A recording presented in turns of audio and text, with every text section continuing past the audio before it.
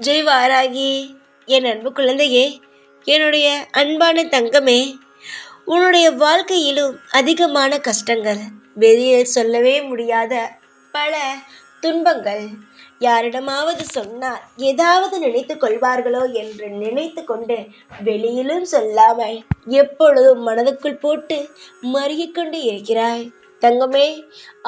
வெளியில் சொன்னால் ஏதாவது பேசத்தான் செய்வார்கள். நீ இப்பொழுது வெளியில் சொல்லாமல் இருப்பதுதான் உன்னுடைய கஷ்டத்திற்கு எல்லாவற்றுக்கும் நல்லது.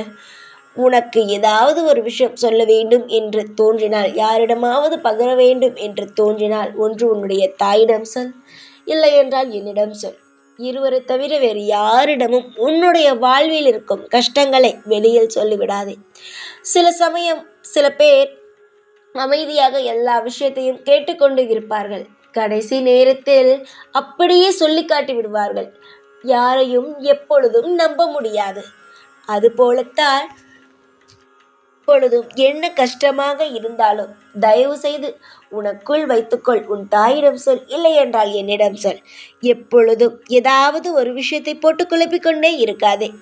வாழ்வில் நீ எடுக்கும் முடிவுக்கு முதலில் நீ மரியாதை கொடுக்க பழகிக்கொள். உன்னுடைய முடிவையே நீ எப்பொழுதும் எடுப்பது கிடையாது. யாராவது ஏதாவது ஒரு விஷயத்தை பற்றி சொல்லிவிட்டார்கள் என்றால் அதை முடிவாக யோசித்து எடுக்கிறாயே தவிர, நீயாக ஒரு பிரச்சனையில் ஒரு நல்ல விஷயத்தை யோசித்து முடிவு எடுக்கிறாயா? கிடையவே கிடையாதே. முதலில் உன்னுடைய முடிவுக்கு நீ மரியாதை கொடு. ஒரு முறை உன் வாழ்வில் ஒரு விஷயத்தை நீ தவறாக செய்துவிட்டாயானால் அடுத்தடுத்து நீ சொல்வது தவறாகத்தான் இருக்கும் என்பதை நீயாகவே முடிவெடுத்து கொள்ளக்கூடாது. ஒருவன் ஒரு முறை தவறு செய்துவிட்டான், அடுத்த முறையும் அதேதான் தவறு நடக்கும் என்பதெல்லாம் ஒரு பொழுதும் கிடையாது. ஒரு முறை தவறு செய்து விட்டால், ஒரு முறை உன்னுடைய தவறானது தவறாகிவிட்டது என்றால் அடுத்த முறை நீ நிச்சயமாக நல்ல முடிவை தான் எடுப்பாய். ஒரு முறை தவறவிட்டதை தொடர்ந்து தவறவிட மாட்டாய் அல்லவா? நீ என்றல்ல, யாருமே அப்படித்தான். அவரவர்களுக்கு அவரவர்கள் வாழ்க்கை சந்தோஷமாக இருக்க வேண்டும் என்ற ஒரு எண்ணம் இருக்கும் தானே. உன்னுடைய வாழ்க்கையில் உனக்கு எல்லோரும் பார்த்து வியக்கும் வண்ணம் வாழ்க்கையோ அமோகமாக இருக்க வேண்டும் என்று தோன்றுகிறது.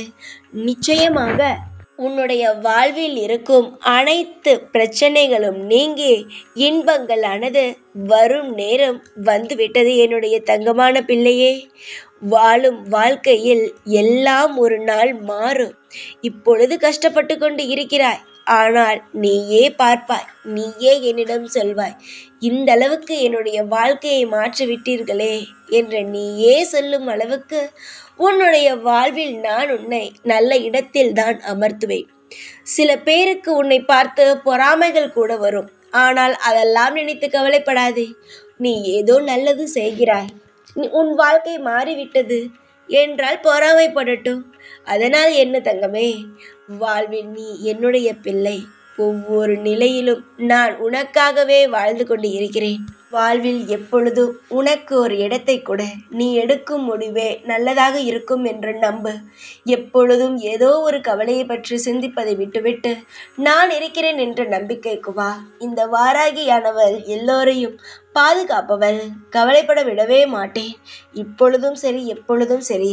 இந்த வாராகிக்கு உன்னை வாழ வைக்கத்தான் பழக்கமே தவிர உன்னிடம் இந்த மாதிரியான வாக்கெல்லாம் கொடுத்துவிட்டு ஏமாத்துவது துளி பழக்கம் கூட கிடையாது.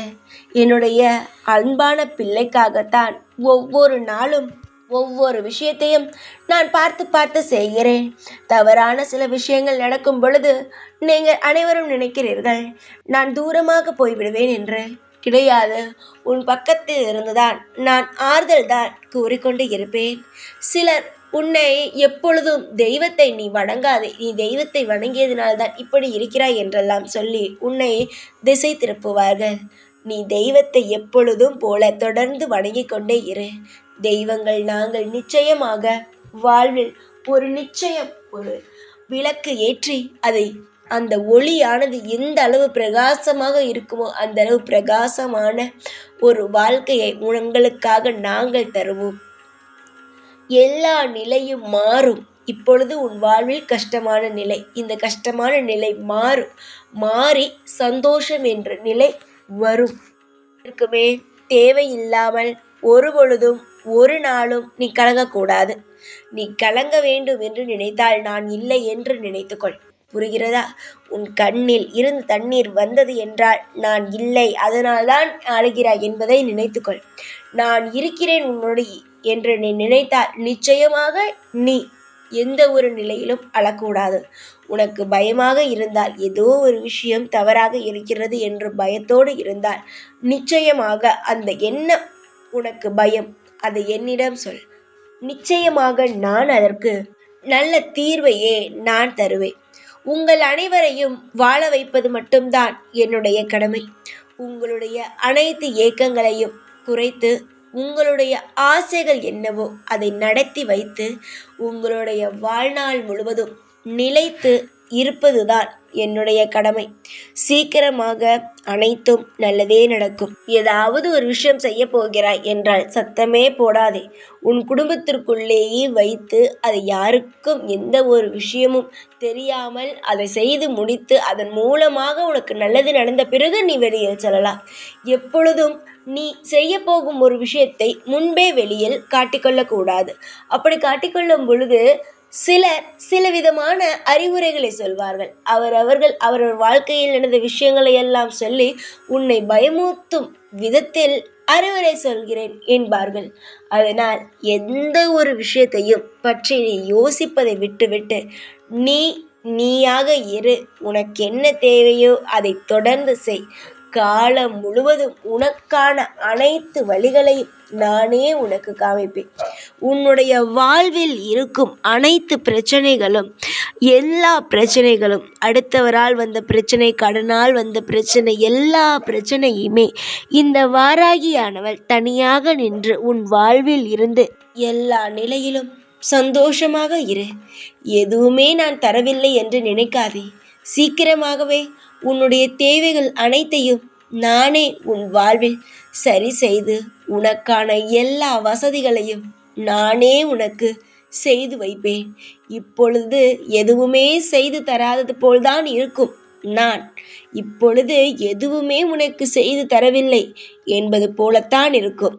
ஆனால் சீக்கிரத்தில் நீயே பார்ப்பாய், நீயே உணர்வாய் நான் எந்த அளவு உனக்கு உதவி செய்து இருக்கிறேன் என்பதை நீயே உணர்வாய்.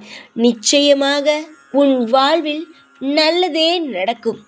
இந்த நாளை மட்டும் நீ மறக்காதே.